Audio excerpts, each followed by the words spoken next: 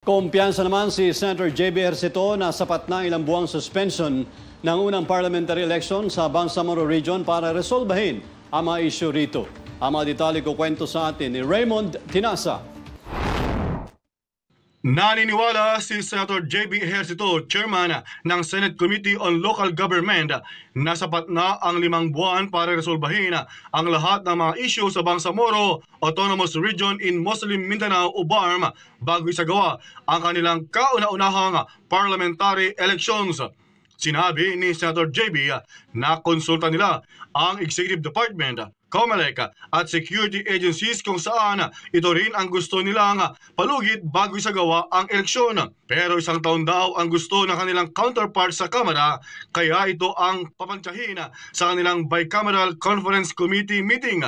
Kabilang sa dapat resolbahin ay ang exclusion ng Sulu sa BARM kung saan manggagaling sana ang 7 seats sa Parliament, paglipat sa mga empleyado mula sa BARM na taga-Sulu.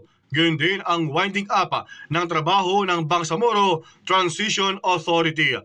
Inihayag ni Ejercito na target nila sa Lunes ipasa sa 3rd and final reading ang panukalang batas para sa BARM elections postponement. Sa Martes naman ang one-day BICAM at saka ratipikahan ng Senado bago lagdaan ni Pangulong Ferdinand Marcos Jr. Pakinggan daw nila ang posisyon ng mga kongresista para magkaroon ng middle ground kung ilang buwan ipagpaliban ang BARM elections. So, recommendation from the executive. No? Siyempre, we consulted them also kung kaya na. Hindi naman tayo nagkumilos na basta natin Senate 5 months. So, that was what was recommended as well by the executive na yung 5 months. Hindi na. Siguro, ang ano nila doon, tinimbang, no?